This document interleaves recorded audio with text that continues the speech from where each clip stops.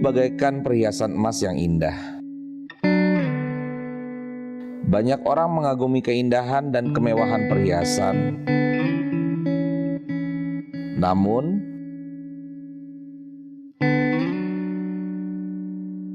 tidak banyak orang yang memahami proses panjang yang dilalui perhiasan emas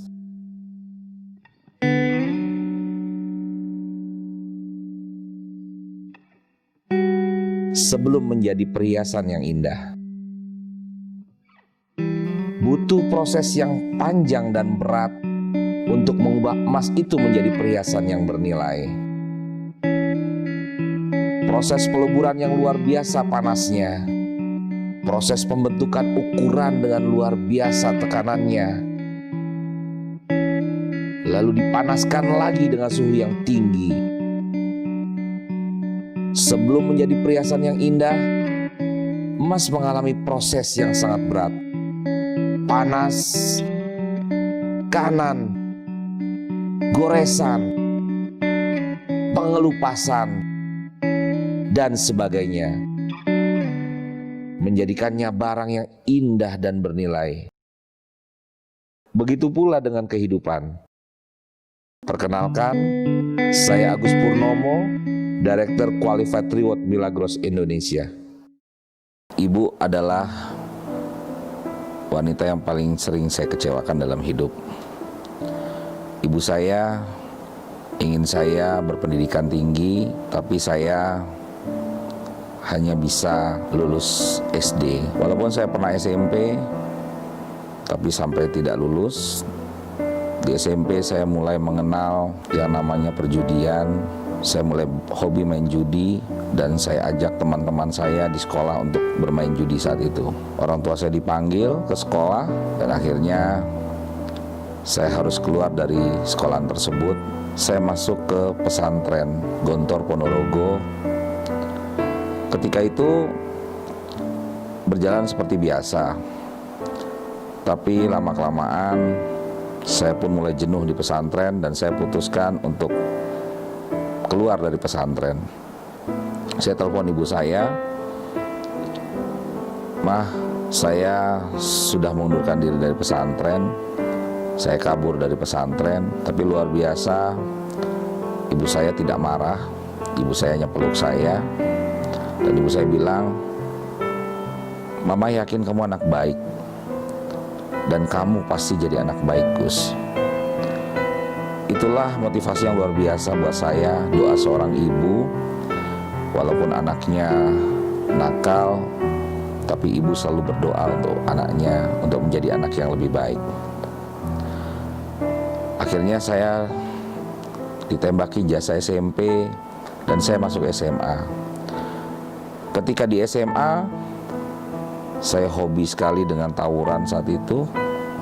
Ya, hampir setiap hari tawuran. Dan suatu saat terjadi sesuatu yang sangat membuat saya shock. Ketika saya di dalam bis, ada segerombolan anak sekolah dari sekolah lain masuk juga ke dalam bis tersebut. Dan saat itu saya hanya sendiri. Alhamdulillah saya bisa kabur dari segerombolan anak tersebut dan menyelamatkan diri. Dan sampai rumah saya bilang ke ibu saya bahwa, "Mah, kayaknya saya harus berhenti sekolah lagi." Ibu saya terus bertanya, "Kenapa harus berhenti sekolah lagi, Gus?" Ya karena saya bilang, hampir setiap hari mah saya tawuran di sekolah.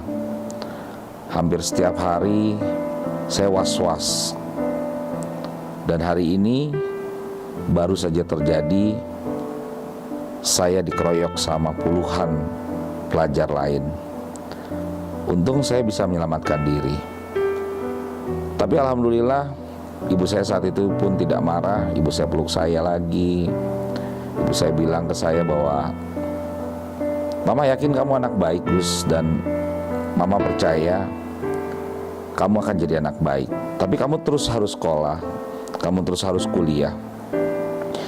Akhirnya saya ditembaki lagi ijazah SMA dan saya punya ijazah SMA walaupun tidak sekolah di sekolah tersebut. Saya masuklah kuliah tahun 95. Nah, di saat kuliah itu saya ketemu dengan perusahaan MLM. Mulailah saya belajar di situ bahwa yang namanya orang hidup harus punya impian. Ya, jadi tidak semata-mata kalau hidup tuh hanya sekedar hidup. Jadi harus punya impian. Di sana saya diajari bahwa pastikan sebelum jantung kamu berhenti, kamu sudah bisa bahagiakan keluarga kamu, terutama orang tua kamu. Dan disitulah saya baru mulai punya impian-impian. Suatu saat di saat saya kuliah, mulailah saya berdagang. Ya, walaupun saya tidak sukses di satu perusahaan MLM, tapi saya sangat bersyukur bahwa MLM sudah mendidik saya memiliki mentalitas pengusaha yang kuat dan luar biasa. Di saat itu saya mulai berdagang, mulai dari modal 100.000 saat itu, ya uang kuliah yang saya kumpulkan, uang-uang jajan dari ibu saya, dari ayah saya kumpulkan, saya pakai untuk modal usaha. Saya buka usaha asongan, ya di depan dokter praktek, dan di situ saya mulai jualan teh botol, ya mulai jualan rokok-rokok, ya walaupun tidak banyak karena modal terbatas. Nah, setelah itu mulai ada keuntungan-keuntungan dan saya gabung dengan uang jajan saya.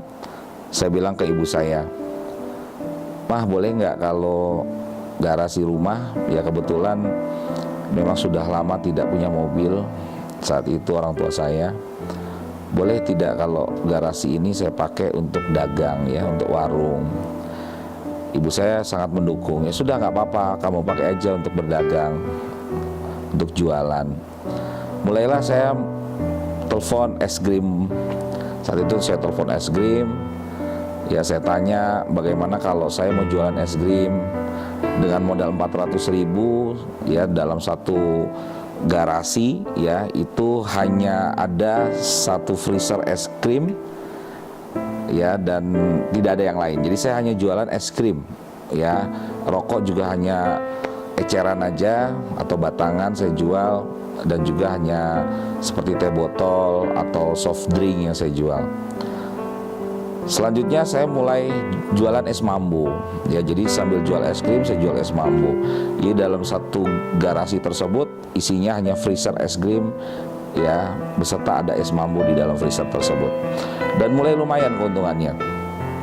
Saat itu ketika mulai ada keuntungan lagi, saya telepon perusahaan soft drink, dan di situ saya tanya ke mereka, gimana caranya kalau saya mau jualan dengan harga seperti agen. Ya akhirnya dengan modal 450.000 saya buka lagi satu kulkas, ya yang saya dapatkan dari perusahaan soft drink tersebut. Ya mulailah saya jualan. Ya di situ ada satu freezer es krim dan juga satu kulkas atau pendingin soft drink. Ya mulai saya jualan, ya. Dan alhamdulillah keuntungan mulai lebih banyak lagi saya kumpulin. Ya akhirnya saya bikin atau saya beli satu etalase, ya untuk tempat-tempat sabun, rokok, permen atau apapun yang saya jual, dan mulai berkembang, ya. Mulai berkembang tahun 96, ya tahun 96 mulai berkembang, dan alhamdulillah saat itu omsetnya per hari sekitar 1 juta rupiah. Ya mulailah tahun 97 saya ketemu dengan satu perusahaan MLM lagi dari Malaysia. Jadi sambil saya dagang, sambil saya usaha MLM tersebut dari Malaysia, ya dengan produk perhiasan lapis emas. Nah di situ tahun 97 ya saya mulai belajar lagi, ya bagaimana cara mengembangkan di satu bisnis MLM. Jadi bisnis MLM itu luar biasa, ya. Di saat orang lain mungkin mereka terkendala masalah modal, ya dengan ingin bisnis seperti apa, modalnya pasti sangat tinggi. Dengan perusahaan MLM itu dengan modal yang sangat minim, tapi kita juga bisa berpenghasilan tinggi sekali. Ya saat itu saya langsung sangat bersemangat sekali, ya saya berserta ibu saya menjalankan satu perusahaan tersebut, ya satu MLM tersebut, dan alhamdulillah di akhir tahun 97 saya sudah berpenghasilan di atas 7 juta rupiah saat itu, ya per bulannya.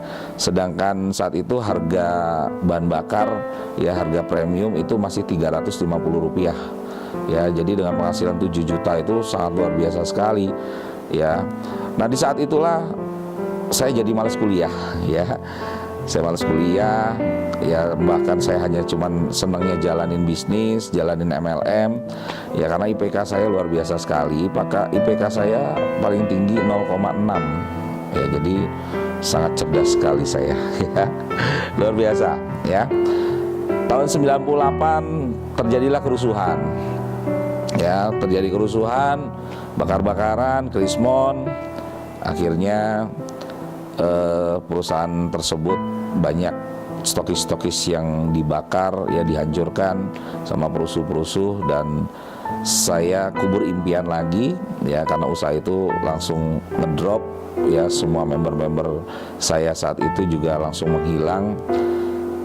Tahun 98 juga muncul beberapa minimarket itu yang menyebabkan usaha warung saya yang tadinya omsetnya per hari bisa sampai 1 juta itu jadi cuma 200.000 per hari ya. Jadi sudah tidak bisa punya harapan lagi saya bisa berpenghasilan besar lewat usaha warung tadi ya. Terus ya sudah, apapun saya lakukan saat itu. Tahun 98 akhir ya, saya mulai berkenalan ya, atau mendekati seorang gadis ya, kebetulan tetangga saya sendiri, dan yang sekarang menjadi istri saya, namanya Dian Handayani ya. Sedekati dia, dan responnya juga ya alhamdulillah direspon, dan saya bilang ke dia bahwa saya mau serius dengan kamu ya. Saya mau serius dengan kamu, jadi kalau memang kamu serius ya ayo kita jalankan ya. Hubungan kami hanya dalam waktu 6 bulan saat itu. Ketika 6 bulan saya jemput pacar saya saat itu ya, Dian Handayani, saya jemput dia ke kampusnya. Pulang dari kampus, keluar dari kampus, ketika ketemu saya bilang, saya mau nikahin kamu ya, saya mau lamar kamu hari ini, malam ini saya mau bicara dengan kedua orang tua kamu.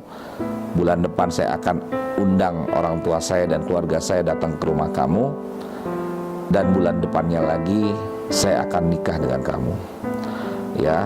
Nah, di situ waktu itu Bu Dian kaget ya, istri saya tuh kaget. Kok cepet banget ya, kan nggak ada persiapan, kamu juga nggak ada kerjaan saat ini, cuma dagang warung aja dengan penghasilan yang sekarang nggak seberapa ya.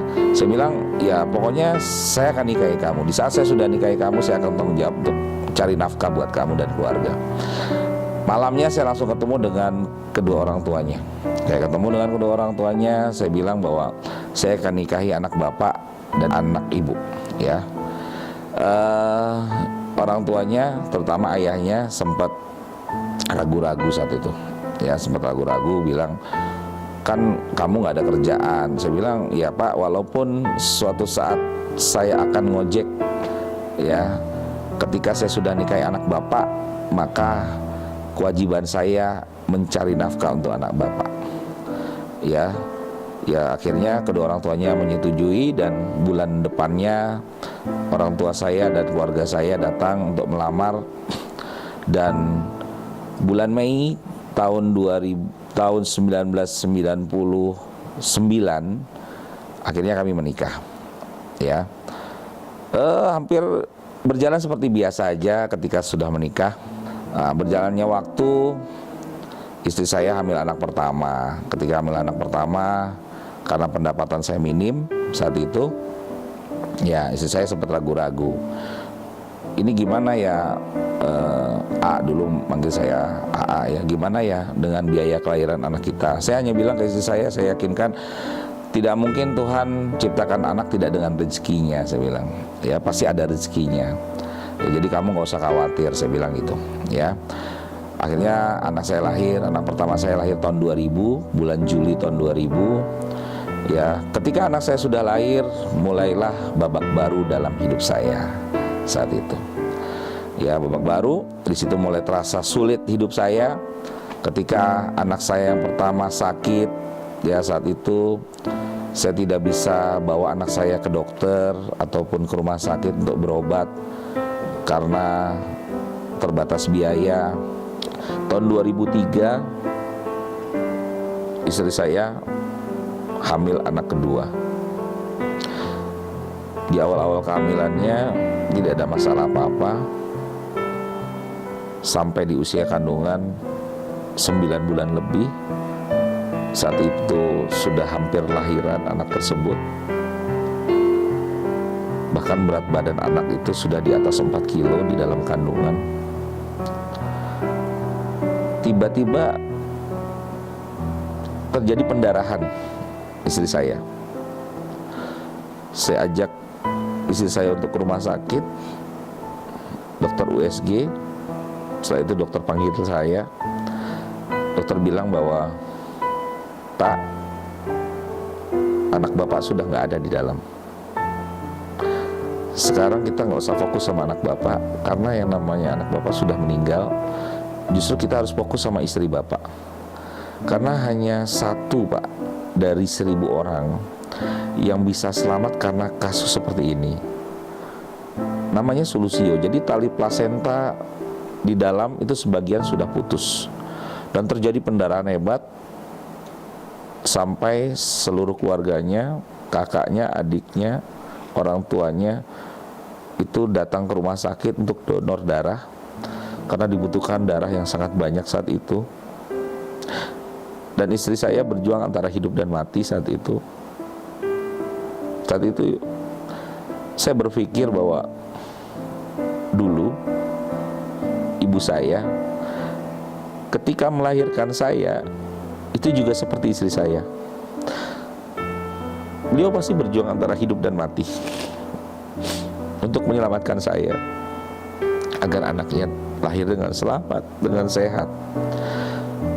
Tapi kok seumur hidup beliau, kenapa saya belum bisa bahagiakan beliau? Makanya mulai dari situ bahwa saya punya satu impian yang sangat kuat bahwa saya harus bisa bahagiakan ibu saya. Sebelum ibu saya meninggal dunia, dulu ibu saya bilang ke saya, "Gus, coba kamu kerja di kantor, hidup kamu kan pasti enak. Kamu dapat tunjangan ini, tunjangan itu. Kalau sekarang kan hidup kamu susah."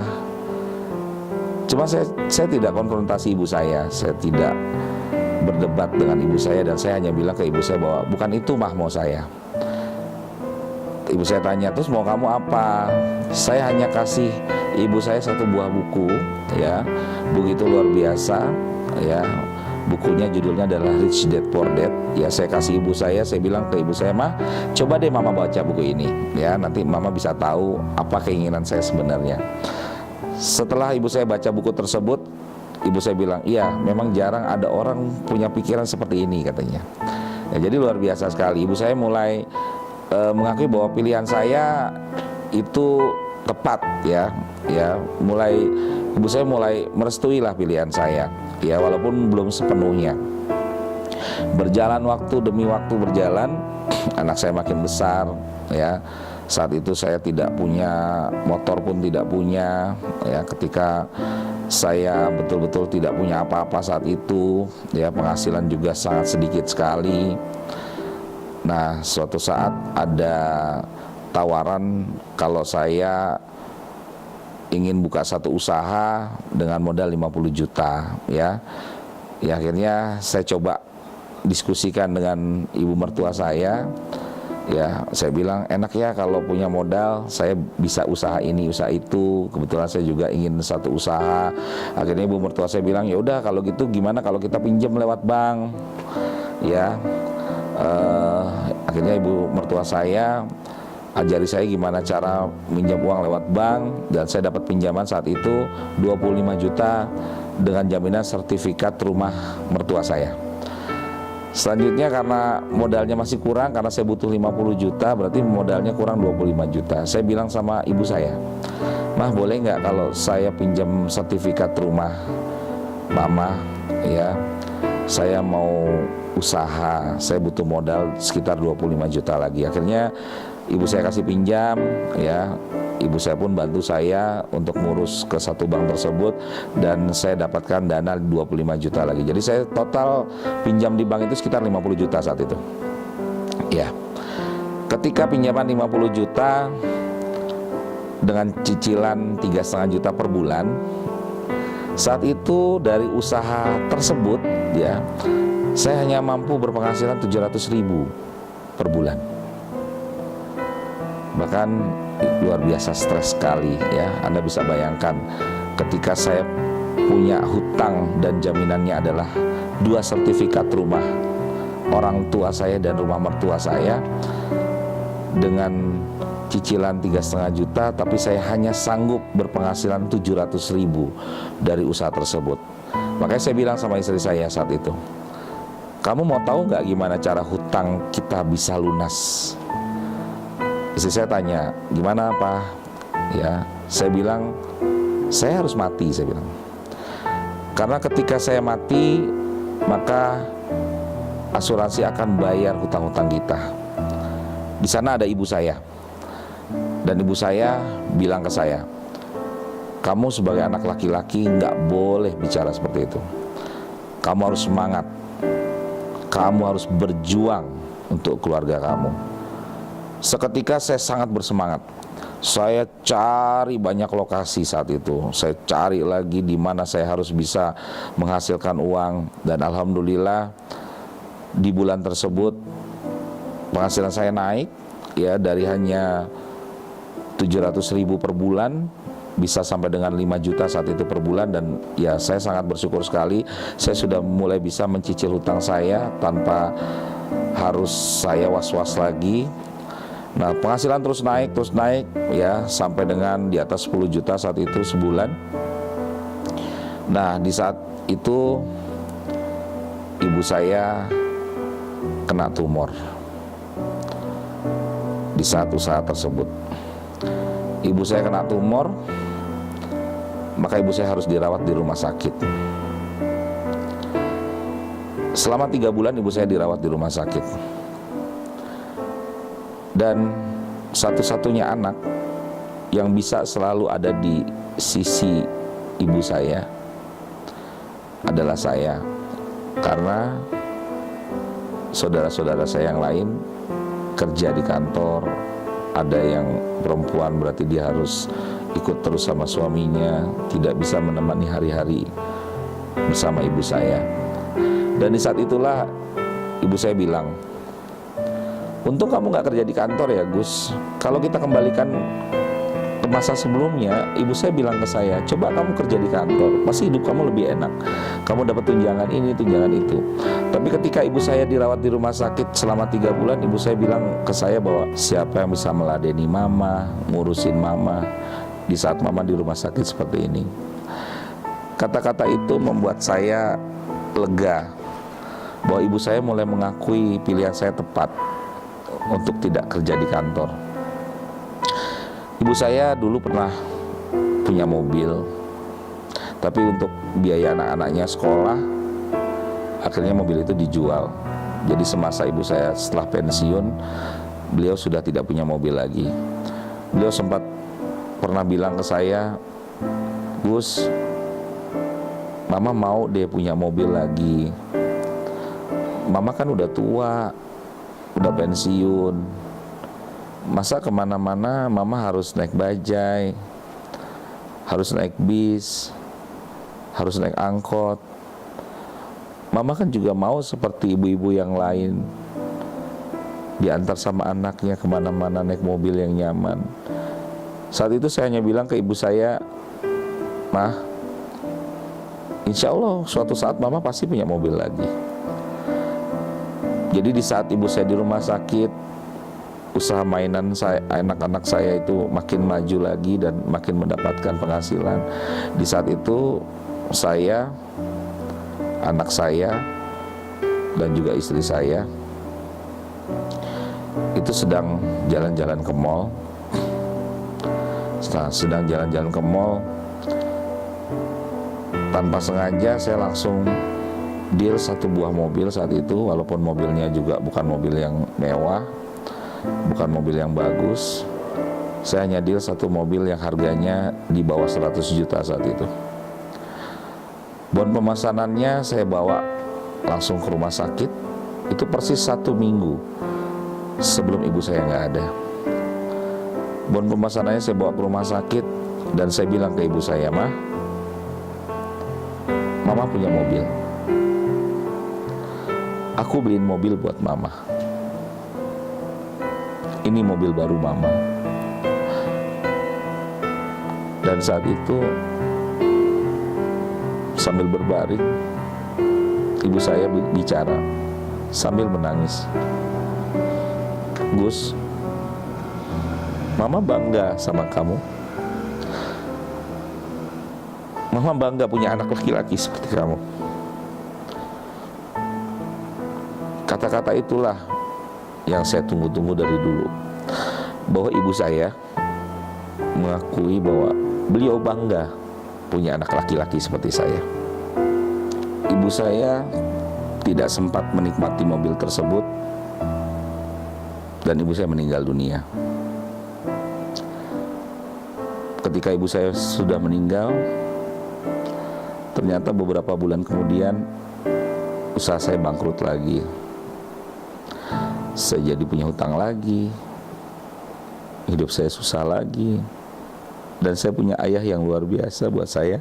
Beliau sangat sayang sekali dengan anaknya, dengan cucu-cucunya. Walaupun saat itu saya sudah punya anak 3, tapi ayah saya selalu membantu saya untuk memenuhi kebutuhan hidup saya. Anak ketiga saya lahir tahun 2006. Saat itu keadaan ekonomi saya pun sedang dalam kebangkrutan, dan saya mencari-cari lagi apa yang bisa saya lakukan agar ekonomi saya bisa naik lagi, karena saya baru selesai bangkrut saat itu. Akhirnya saya bilang sama istri saya, gimana kalau kamu jual telur asin di pasar, Ma? Jadi istri saya rela saat itu. Dia ikut membantu ekonomi kami, dan dia jual telur asin di pasar. Hanya ambil keuntungan paling satu hari hanya 10.000, paling banyak 20.000 per hari. Tapi istri saya ikhlas saat itu, sampai akhirnya saya tidak nyaman dengan penghasilan tersebut. Apapun saya lakukan, mulai dari nyupir taksi, dan akhirnya saya kena sakit. Saat itu saya tidak bisa nyupir taksi lagi.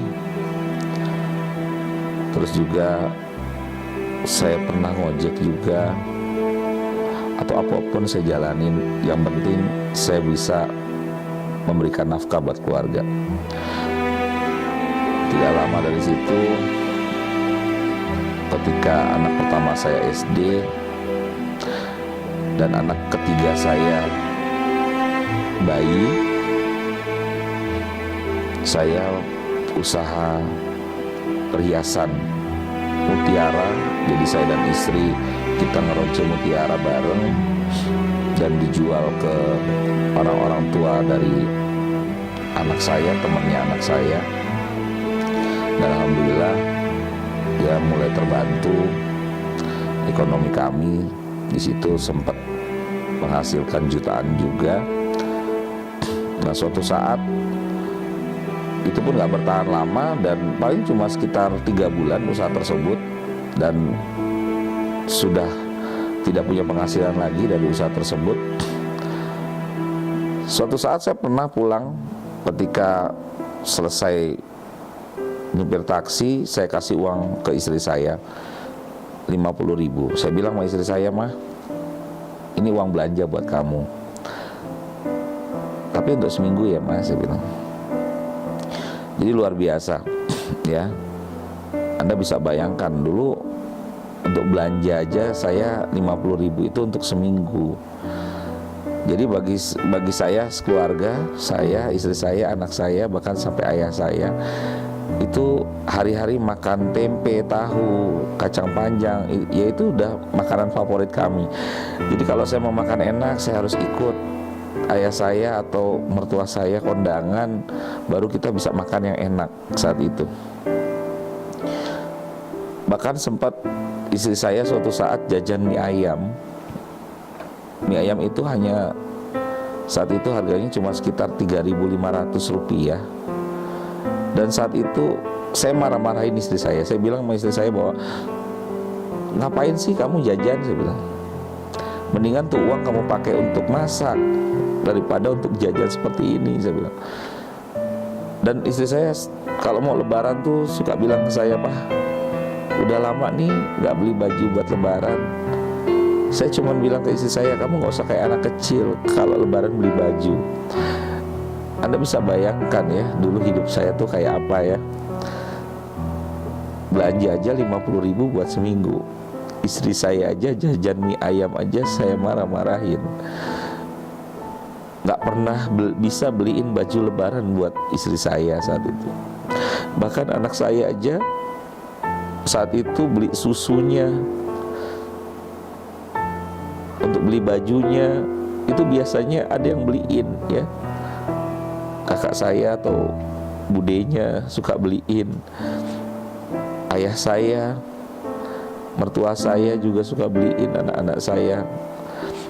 Jadi saya sendiri pun tidak sanggup ya saat itu untuk beliin baju yang bagus buat anak saya. Akhirnya hidup saya selalu dibantu oleh ayah saya. Saya pernah mengalami kejadian yang sangat pahit dalam hidup saya. Ketika anak saya yang keempat itu lahir tahun 2008. Saat lahir menjadi anak yang sehat, anak yang lincah. Tapi ketika umur 10 bulan, anak tersebut kena demam berdarah. Saya bawa anak itu ke rumah sakit. Ketika di rumah sakit, saya disodori tarif rumah sakit. Pak, hari ini Bapak harus dia 20 juta untuk deposit. Dan tarif kamar kita per malam 10 juta untuk ruang licu dan picu. Saat itu langsung saya tutup tarif buku rumah sakitnya. Saya dengan kakak ipar saya saat itu, saya masuk ke dalam mobil, saya gebrak dashboard mobil, saya tunjuk-tunjuk kakak ipar saya bilang bahwa jangan kamu jadi orang miskin, saya bilang. Kamu bisa bayangkan, anak saya saat ini lagi koma. Anak saya saat ini lagi butuh ayahnya buat jadi pahlawan, buat nolong dia. Tapi saya nggak sanggup saat itu. Saya cari rumah sakit di Jakarta saat itu bersama kakak ipar saya. Saya cari mana rumah sakit dengan tarif termurah untuk ruang nicu dan picu, dan saya dapatkan satu rumah sakit dengan tarif 3,2 juta per malam. Saat itu saya langsung telepon istri saya bilang, "Ma, bawa anaknya ke sini." Sampai di rumah sakit, anak itu meninggal. Maka di saat anak saya dikafani, saya cium dia. Saya bilang ke anak tersebut, "Nak, jangankan 10 juta per hari, nak, 100 juta per hari akan papa perjuangkan untuk bisa bahagiakan mamah kamu, adik kakak kamu, eyang kamu, kakek nenek kamu." Jadi saya nggak peduli apapun resikonya. Pokoknya saya peduli adalah saya harus bisa menunaikan janji saya pada anak saya yang sudah meninggal tersebut. Mulailah saya cari-cari usaha. Apa usaha lagi? Akhirnya saya ketemu dengan satu usaha MLM lagi dari Indonesia juga. saat itu dengan produk pulsa elektronik. Mulai saya berjuang di saat itu dan alhamdulillah menghasilkan sampai saya bisa beli mobil dari situ, sampai saya bisa buka restoran, saya beli franchise. Tapi itu pun gak bertahan lama, hanya bertahan 4 tahun. Ketika 4 tahun, akhirnya bangkrut lagi, dan saya hanya punya restoran saat itu, usaha saya, dan ternyata restorannya juga harus bangkrut, dan saya punya hutang ratusan juta saat itu. Di saat restoran saya bangkrut, alhamdulillah tahun 2013 ada yang menawarkan saya satu bisnis yang sekarang saya jalankan, bisnis MLM juga dengan produk air alkali atau Milagros. Ketika saya ditawarkan, muncul semangat baru saya. Bahkan saya bilang ke mereka yang menawarkan saya bahwa saya pastikan saya bisa dapat lebih dari 10 miliar dari air ini.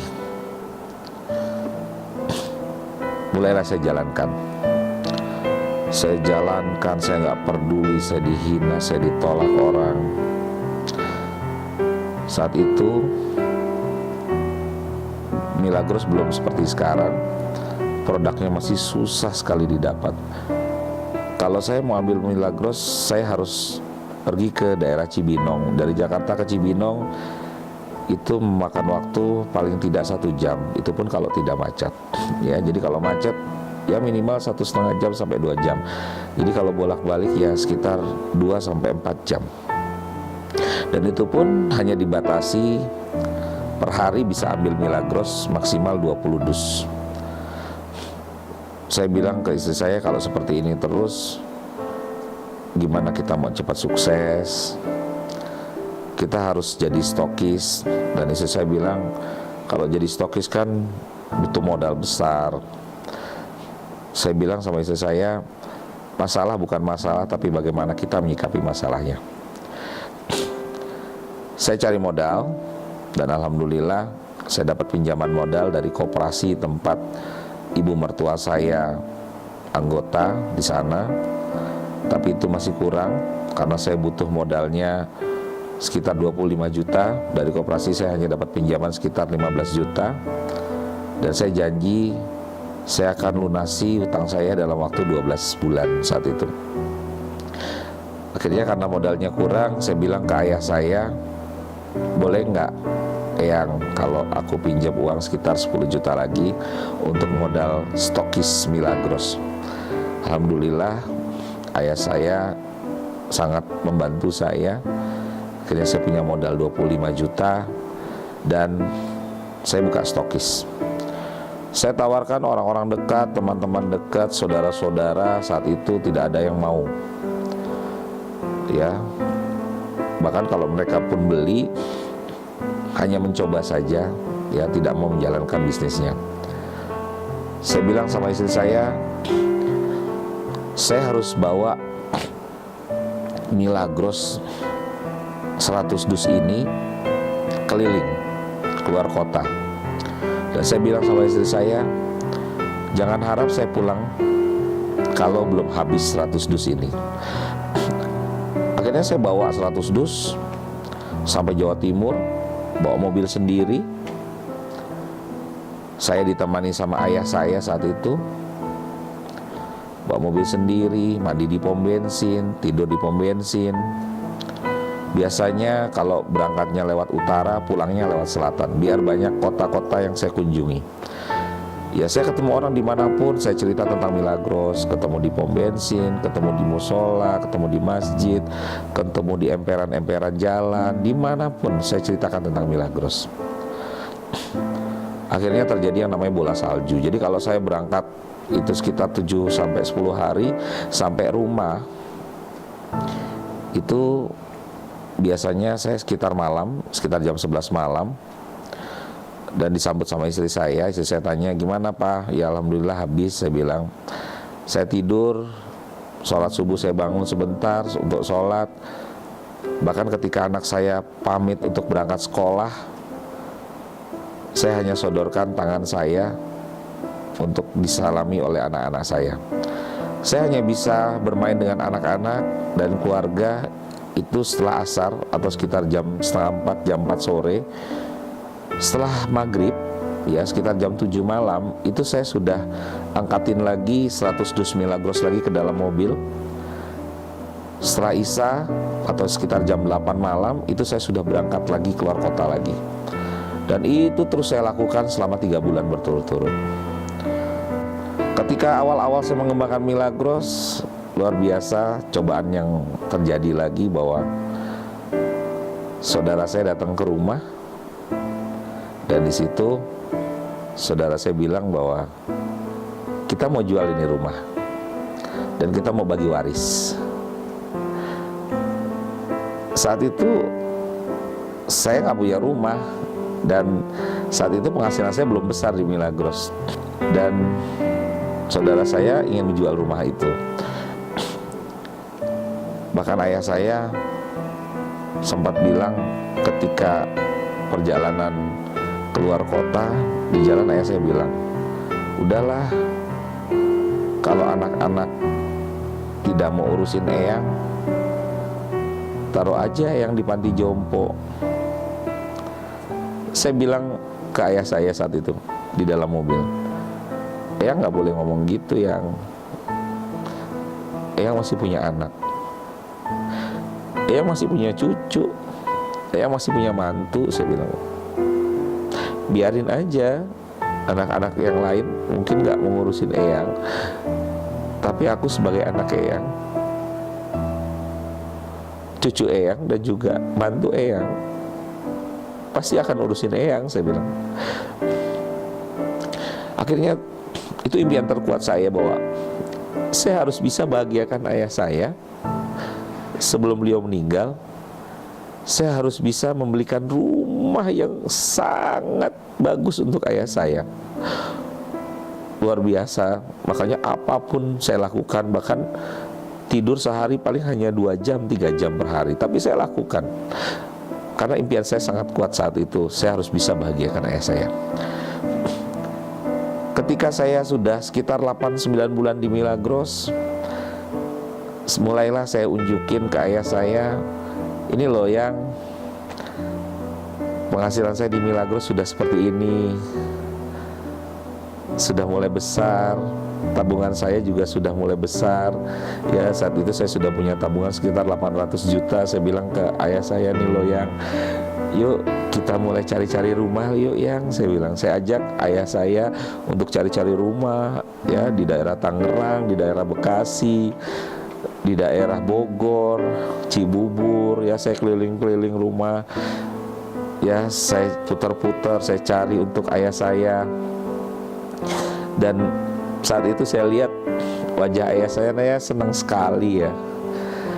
Ayah saya, waduh luar biasa ya wajahnya.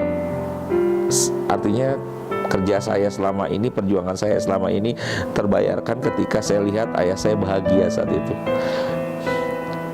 Bahkan ayah saya sempat bilang ke saya bahwa, udahlah kamu gak usah pikirin eyang, kamu beli rumah kamu pikirin aja buat keluarga kamu, eyang mah gampang, nanti tidur di mana aja.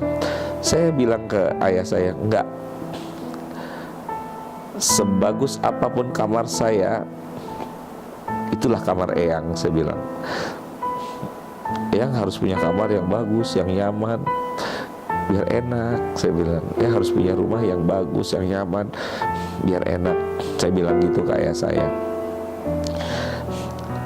Sebelum ayah saya meninggal, alhamdulillah saya sudah bisa ajak ayah saya jalan-jalan ke luar negeri.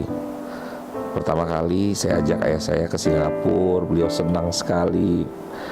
Ya, dan beliau sudah tahu bahwa saya mau beli rumah saat itu, beliau senang sekali. Artinya ketika beliau meninggal pun beliau sudah bahagia sekali saat itu saya lihat pacaran beliau. Dan ya, ketika beliau meninggal, dan saya rasakan bahwa beliau pasti bangga dengan saya.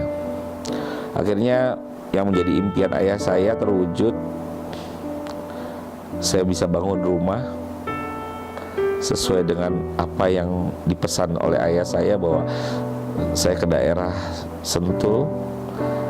Dan saat itu ayah saya bilang, di sini aja, bagus ini, tanahnya juga bagus.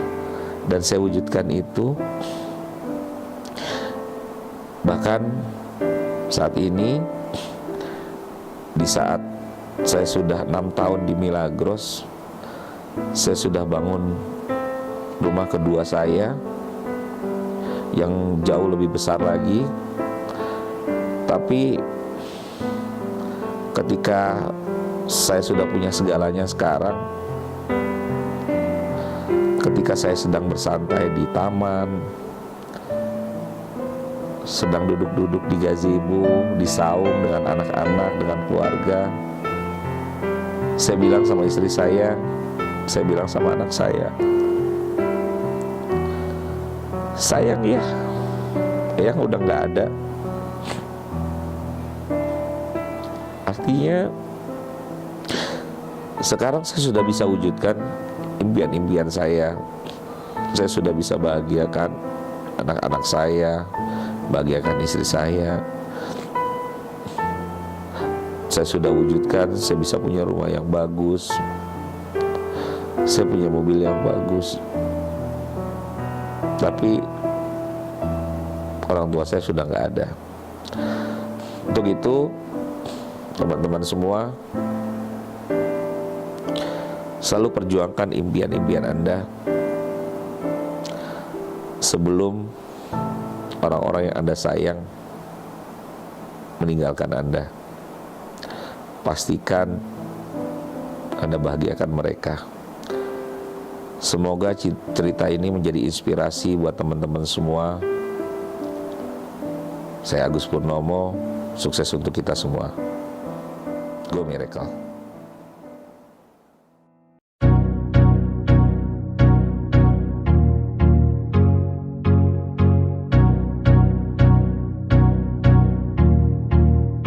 Segalanya pun membutuhkan proses. Seperti layaknya mengubah emas jadi berharga. Setiap detik yang ada akan bermakna. Waktu pun menjadi segalanya.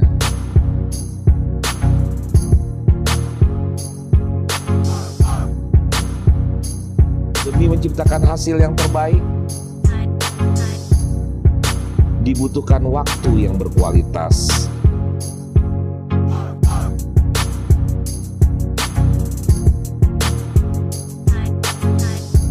Kelak, semua akan tergantikan dengan kepuasan yang tak terkalahkan.